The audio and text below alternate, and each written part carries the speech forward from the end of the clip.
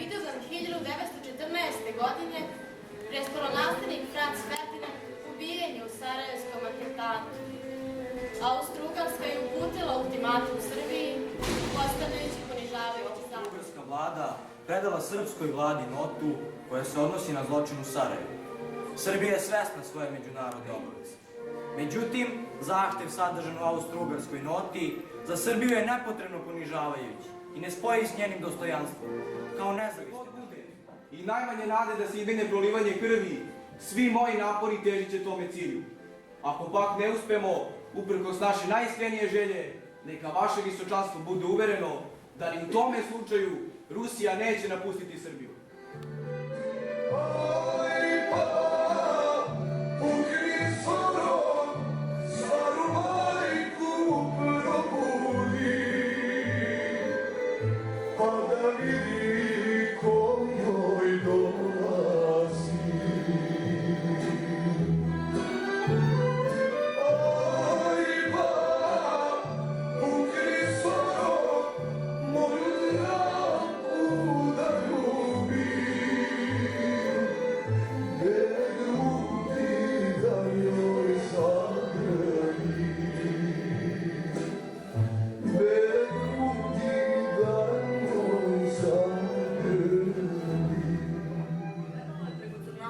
Planina i Albanskih vrleta, često na minus 20 stepeni, prevesti maršem od 150 km, oko 250.000 vojnika i oko 200.000 civila izbjeglica. Nisam ni slutio da će od 40.000 srpske dece za mesec dana 36.000 naći grobove svoje u snežnim mambićima i smrdljivim barama.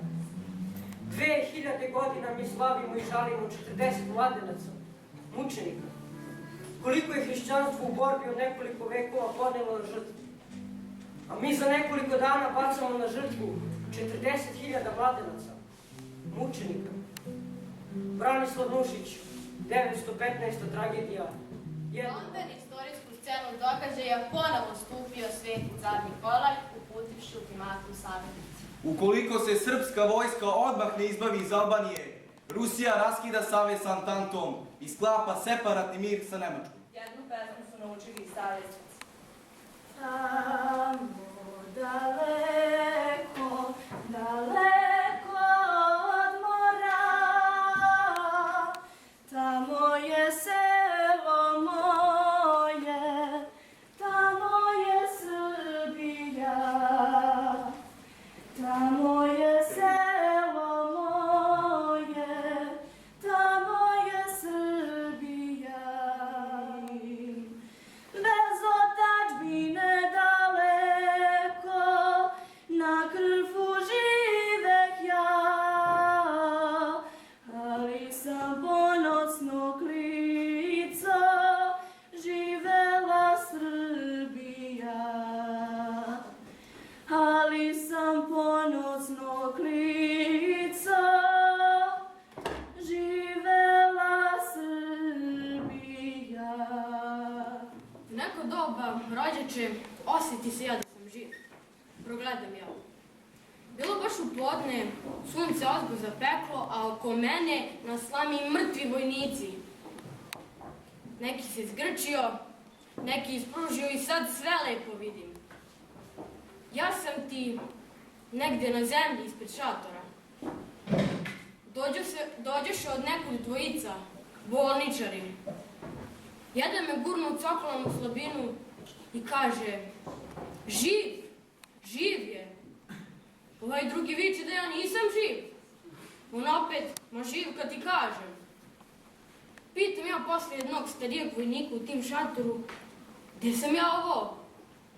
A on kaže: ovo je ostrvo Vido. Crni Brajko, hteli da te bace u more. Stojte, galije carske, sputajte krme moćne, gazite tihim hodom, opelo gordo držim u doba jeze noćne, nad ovom svetom vodom. U mom srcu ponoć, o nekakva tinja miso da oživiš mu predjele mladi. Moja lepa zvezda, majka i robinja. Bože, Šta vi danas Ocima i u srpski Srbiji radite? križevi. Milunka Savić, Flora Senc, Sofija Jovanović, Vasilija Vuković, Jelena Šaulić, Milica Miljanović, Milofila Perunović, Antonija Javornik i mnogi drugi. Neznani tuđinče, kad slučajno mineš pored ovog svetog zajedničkog groba, znaj, ovde su našli večno utočište najveći junaci današnjega doba.